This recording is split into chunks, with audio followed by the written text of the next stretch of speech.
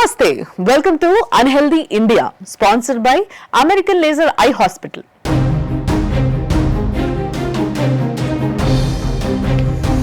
Oh God. మీ కళ్ళద్దాలని ఇక పక్కన పెట్టేయండి. 2 లక్షల మందికి ఐ ట్రీట్మెంట్ చేసిన అనుభవం గల డాక్టర్ల బృందం ఉన్న అమెరికన్ లేజర్ ఐ హాస్పిటల్ ప్రతి కంటి సమస్యకి బెస్ట్ సొల్యూషన్ ఇస్తుంది. వీళ్ళు కంటికి తాకకుండా స్మార్ట్ సర్ఫ్ అండ్ లేటెస్ట్ టెక్నాలజీతో చాలా simple laser treatment just 5 minutes లో చేస్తారు. ఎలాంటి పెయిన్ ఉండదు, ఇక లైఫ్ లో కళ్ళద్దాలు వాడే పనే ఉండదు. ప్రతి కంటి ట్రీట్మెంట్ కి అయ్యే ఖర్చు కేవలం 14,000 రూపాయలు మాత్రమే. హైలైట్ ఏంటంటే ఇక్కడ అన్ని మెడికల్ ఇన్సూరెన్స్ లో యాక్సెప్ట్ చేస్తారు. ప్రతిరోజు ఉదయం 9 గంటల నుండి రాత్రి 9 గంటల వరకు అందుబాటులో ఉంటుంది. అపాయింట్మెంట్ తీసుకునే అవసరం లేకుండా డైరెక్ట్ గా కన్సల్ట్ చేయొచ్చు. తెలుగు రాష్ట్రాల నుంచి హైదరాబాద్ వచ్చిన రోజే ట్రీట్మెంట్ చేయించుకొని డిశ్చార్జ్ అయ్యొచ్చు. అమెరికన్ లేజర్ ఐ హాస్పిటల్లో ట్రీట్మెంట్ మీ కళ్ళద్దాలకు చెప్తుంది చెక్మెంట్.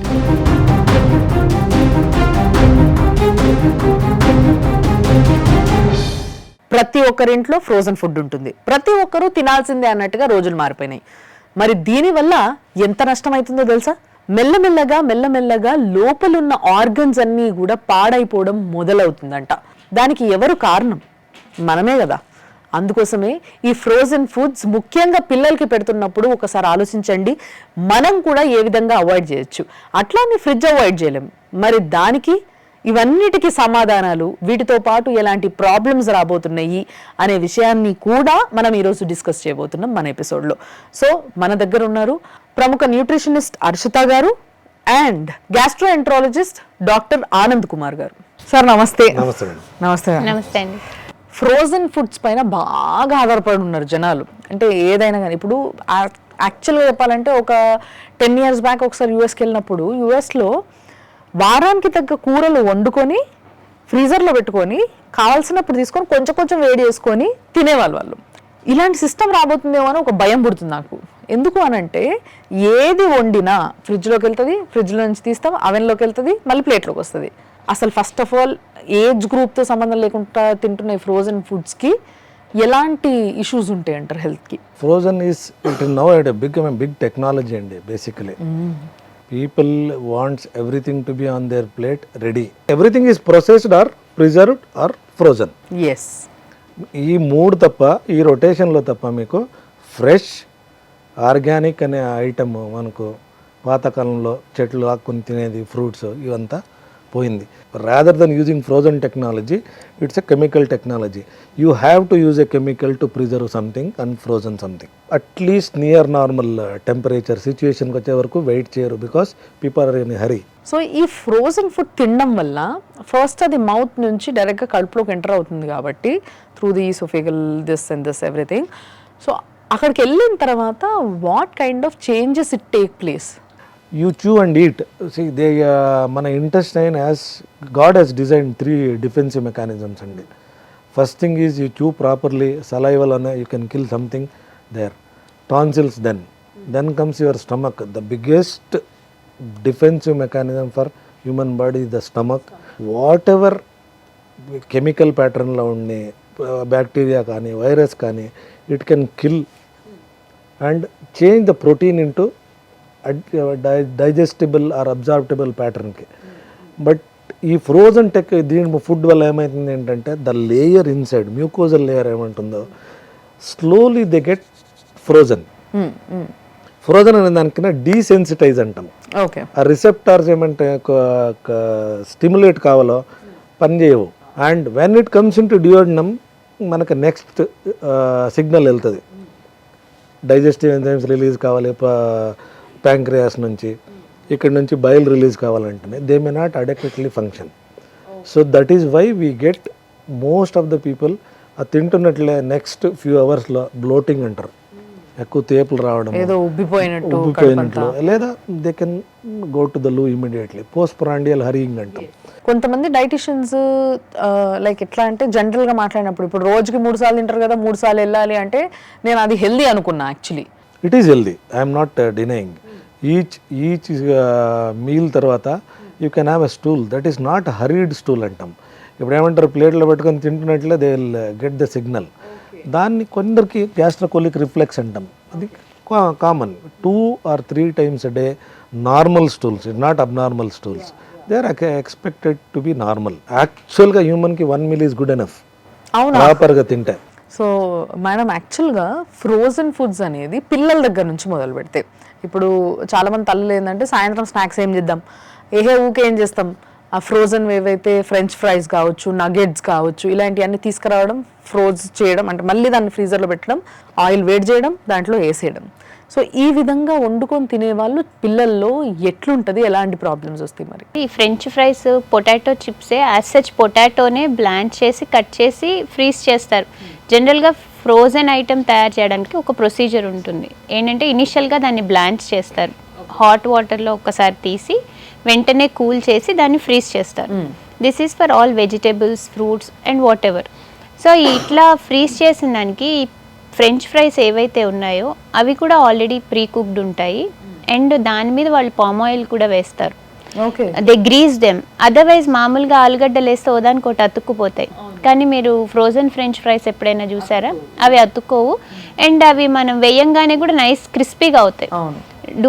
జనరల్ ఆలుగడ్డ అయితే అలా అవ్వదు కదా, చల్లగా ఉన్నప్పుడే ఆయిల్లో వేసారనుకోండి మోర్ ఆయిల్ అబ్జార్ప్షన్ ఉంటుంది.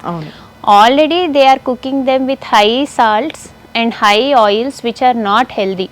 పామ్ ఆయిల్ లాంటి దానిలో కుక్ చేసి దాన్ని తీసుకెళ్ళి మళ్ళీ మీరు డీప్ ఫ్రై చేస్తుంటే ద హైడ్రోజనేషన్ అనేది ఎక్కువైపోతుంది. Hydrogenation create so much of oxidative stress. పిల్లలు ఈజీగా అంటే సిక్ అయిపోతూ ఉంటారు, వాళ్ళ ఇమ్యూన్ సిస్టమ్ చాలా లో ఉంటుంది. మరి మేము ప్రతిరోజు వండుకున్న అన్నము, కూరలు ఇవన్నీ కూడా మాకు మిగిలిపోతున్నాయి, పడేయలేం. ఇంకా ఎండాకాలం అయితే వండిన వెంటనే ఫ్రిడ్జ్లోకి వెళ్తుంది. అది ఫ్రోజన్ ఫుడ్ కాదు ఇది, బట్ ఫ్రిడ్జ్ వాడుతున్నాం మనం. అంటే ఫ్రీజర్లో పెట్టము, బట్ ఫ్రిడ్జ్లో పెడతాం, తీస్తాం, ఒక టెంపరేచర్కి పెట్టి తీస్తాం, మళ్ళీ దాన్ని వేడి చేస్తాం, లేదా అవెన్లో పెట్టుకుంటాం, తింటాం. సో ఇట్లా తినొచ్చా అసలు? ఇవాళ రేపు మన దొరికే గ్రాసరీ కానీ లేకపోతే వెజిటేబుల్స్ కానీ అన్నీ కూడా ఆల్రెడీ ఫ్రిడ్జ్లో పెట్టినవే మనకు అమ్ముతున్నారు. మామూలు జనరల్ డ్రై గ్రాసరీ ఉంటుంది కదా, సూజీ కానీ ఇవి కూడా ఫ్రిడ్జ్లో పెట్టుకోవాల్సి వస్తుంది. ఎందుకు పెట్టుకోవాల్సి వస్తుంది అంటే because these are already frozen.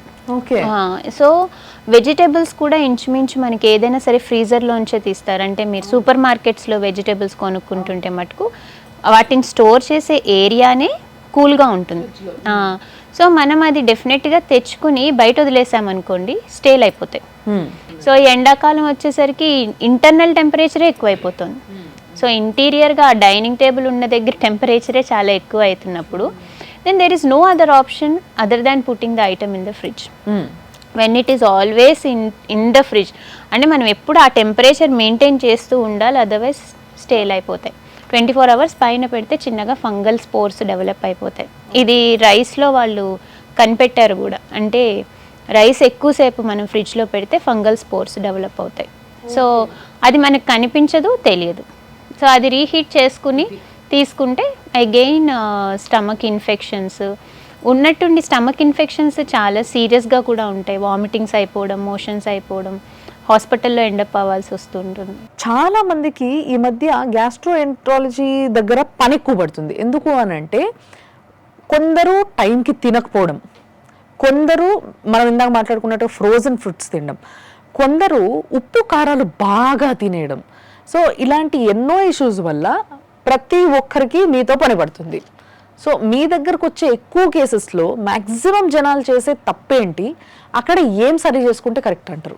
ఇప్పుడు బ్రిటన్లో ఉన్నప్పుడు ప్రాబ్లీ వే బ్యాక్ ఇన్ 2002 ఆ టైంలో నేనున్న రూమ్లో there is a social security department. They will come and check. They will first put the sticker. ఈరోజు నోట్ చేసుకుంటారు. They will put the sticker on to your whatever you put it in, expiry date రాసేస్తారు. Do not use it beyond this time.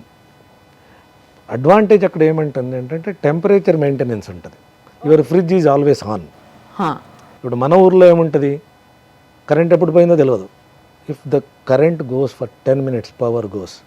Madam చెప్పినట్లు spores, కొన్ని bacteria, కొన్ని virus catch అవుతాయి, which will not be visible as she said. సడన్గా మీకు ఇంటికి వచ్చినప్పుడు fridge on ఉంటుంది, మీరు తీస్తారు. You will directly you don't even see, straight ఓన్లో పెడతారు హీట్. ఇక్కడ ఏమైతుంది ఏంటంటే ఇక్కడ జరిగే ప్రాబ్లం ఇదే. People always come and say ఎన్ని కల్చర్లు చేసినా, ఎండోస్కోపీ చేసినా, ఏం చేసినా నార్మల్ అంటేనే. నా దగ్గర జరిగేదే ఇది. We have to treat them for fungus, you have to treat them for worms, we have to treat them for bacteria. Because వైరస్కి there is nothing in this world as of today medicine అనేది. Virus వస్తే if you are strong you live, otherwise you succumb to it. You have to give time, ఒక 7 days 1 week time పడితే virus will eradicate from the body by it self, leaving some damages. మీరు చెప్పినట్లు ఏమంటారు, cough cold అనేది కొన్ని రోజులు ఎక్కువ రోజులు ఉంటుంది, బాడీ రియాక్షన్ బట్టి రికవర్ అవుతారు. బట్ ఇంటెస్టైన్లో వచ్చే changes are going to be permanent damage. మన కెమికల్ కంటైనింగ్ ఫ్రోజన్ ఫుడ్స్లో ఎస్పెషలీ మీట్. సో బేసిక్గా గట్ అనేది చాలా ఇంపార్టెంట్ కాబట్టి ఈ రోజుల్లో మనకున్న ఈ లైఫ్ స్టైల్కి, ఈ తొందరపాట్లకి, ఇంత జనాభాలో మ్యాక్సిమం ఎంత పర్సంటేజ్ వరకు గట్ బాగుండొచ్చు సార్? ఎంతమందిది బాగుండొచ్చు? ఐ వోంట్ గో బియాండ్ 20% అండి. అండ్ దోస్ 20% అంటే I will go put them into విలేజ్లో ఉండేవాళ్ళు, చాలా హెల్దీ ఫుడ్, ఇలాంటి ఫ్రిడ్జ్ ఫుడ్లు తినకో ఉండేవాళ్ళు, వాళ్ళ ఏమంటారు వెజిటబుల్ వాళ్ళే పండుకొని చేసుకునేవాళ్ళు, ఆర్గానిక్ ఫుడ్ తినేవాళ్ళు తప్ప everybody in the city, you name anybody including me myself being a doctor, we get subjected to eat something here and there. So 100%, 80% of the population is suffering from gut disorder. And it will invaluably add to every organ in the body. మీరు ఇందాక అన్నట్టుగా I have seen a lady, she stuffs everything in to the fridge. Like ఎట్లా అంటే కాజు, బాదాం, రవ్వ, పిండి అన్నీ sir, గోధుమ పిండి, జొన్న పిండి. She says me that she'll have very healthy food. అంటే చూడు, నేను రాగుల పిండి తింటాం మేము మా ఇంట్లో, జొన్న పిండి తింటాం మేము మా ఇంట్లో, అన్ని ఫ్రిడ్జ్లోనే ఉంటాయి సార్. పిండ్లు కూడా ఏంటి అంటే బయట పెడితే చీమలు పడుతున్నాయి. యాక్చువల్లీ ఫ్రిడ్జ్ తెచ్చుకున్నప్పుడు ఫ్రిడ్జ్ మాన్యువల్ చాలా తక్కువ మంది చదువుతారు. ఫ్రిడ్జ్ మాన్యువల్లో రాస్తాడు వాడు అసలు టెంపరేచర్, ఫ్రీజర్ టెంపరేచర్ ఎలా ఉండాలి, రిఫ్రిజిరేటర్ టెంపరేచర్స్ మ్యాక్సిమం మినిమం అవన్నీ రాస్తాడు. దాంతోపాటు మనం ఫ్రిడ్జ్లో కొన్ని ఐటమ్స్ పెట్టుకోకూడదు, కొన్ని పెట్టుకోవాలి.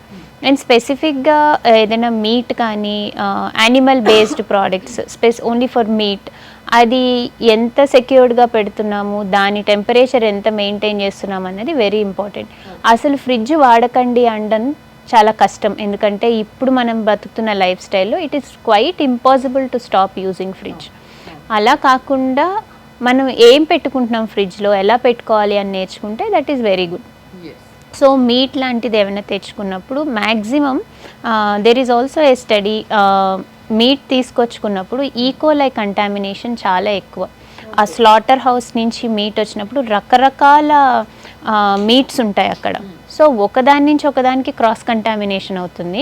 అది మనం తెచ్చుకున్నప్పుడు అది ఎక్కడ పెడతామో ఆ ప్లేస్, దాన్ని ముట్టుకుని మనం ఫ్రిడ్జ్ ముట్టుకోవచ్చు, కిచెన్ కబోర్డ్స్ ముట్టుకోవచ్చు, మనకు తెలియకుండానే దానికి ఉన్న బ్యాక్టీరియాని ఇల్లంతా స్ప్రెడ్ చేస్తున్నాం.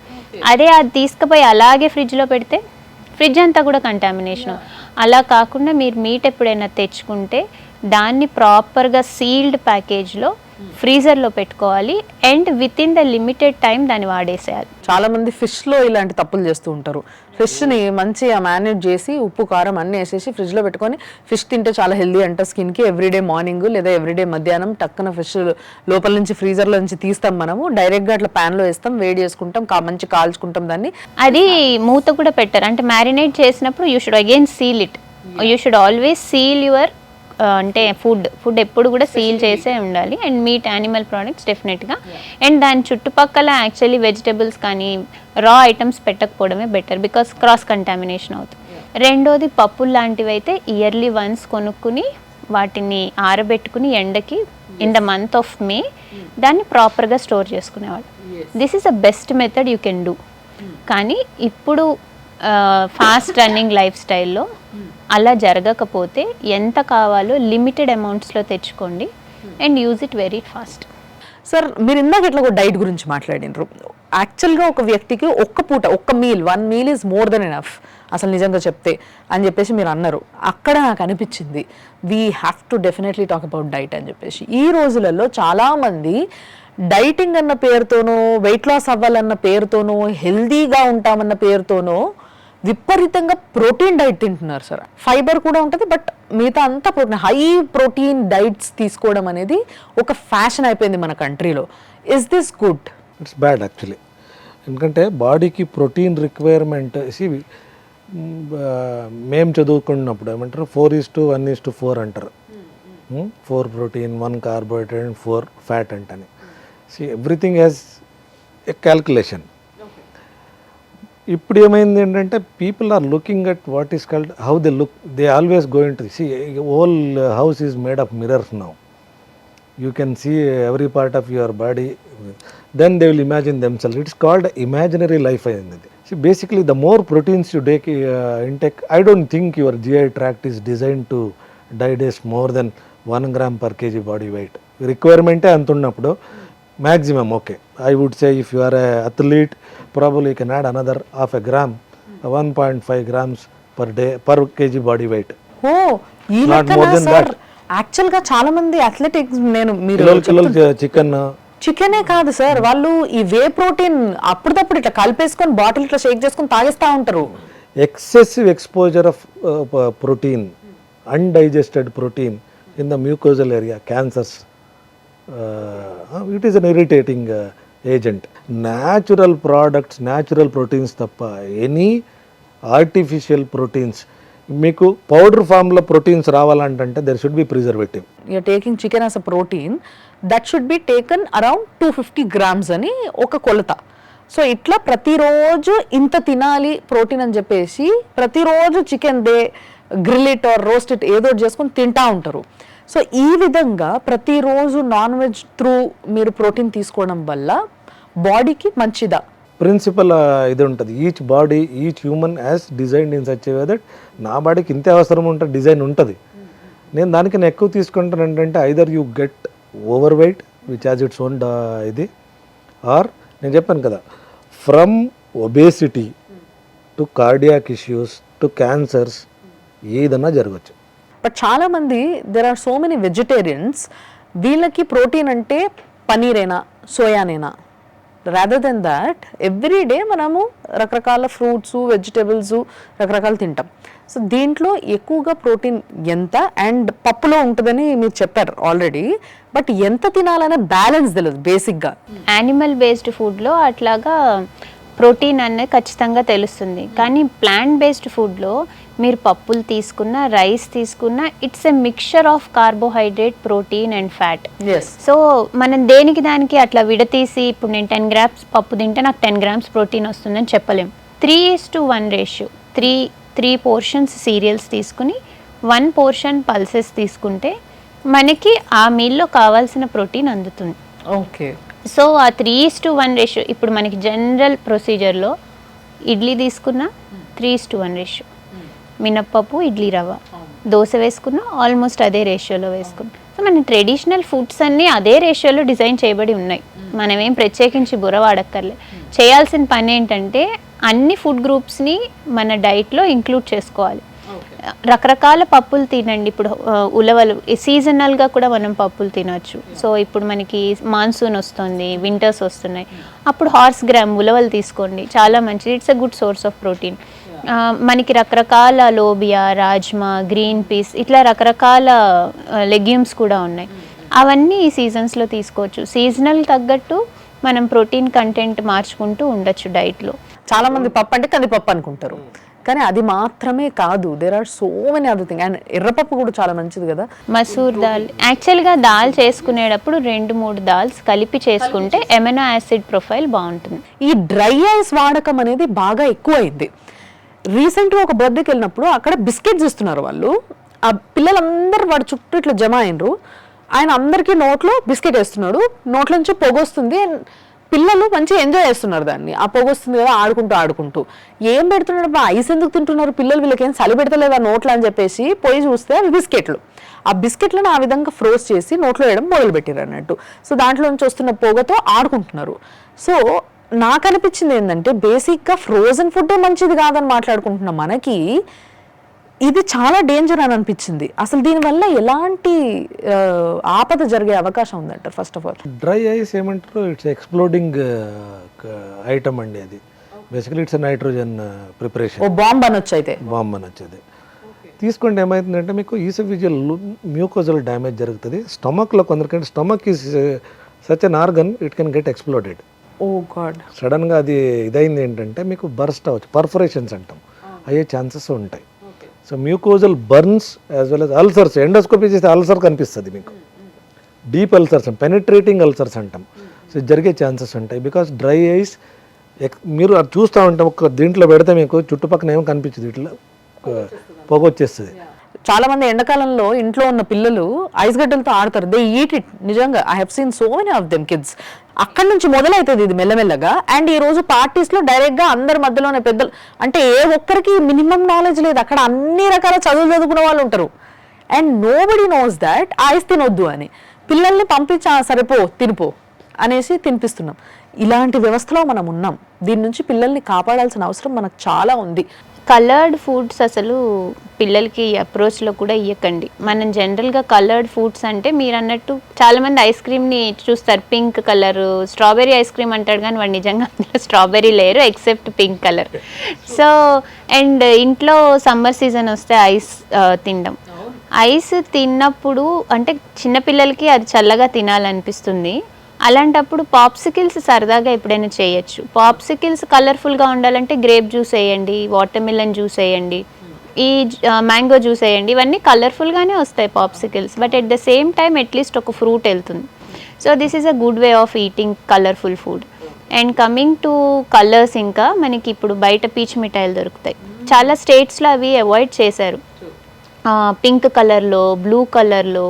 సో అవి అసలు ఖచ్చితంగా మనకి మాల్కి వెళ్ళంగానే చాలా అట్రాక్టివ్గా పిల్లలకి పింక్ అండ్ బ్లూ కలర్లో ఉంటాయి. They are extremely dangerous. So అలాంటివి అసలు అప్రోచ్ కూడా ఇవ్వకండి పిల్లలకి. అండ్ ఇంకోటి, మనం రెస్టారెంట్స్కి వెళ్ళినప్పుడు మంచూరియా ఇవన్నీ చాలా రెడ్ కలర్లో కనిపిస్తూ ఉంటాయి. మనం ఇంట్లో చేసుకుంటే ఆ కలర్ రాదు, ఎందుకంటే they add colours to that.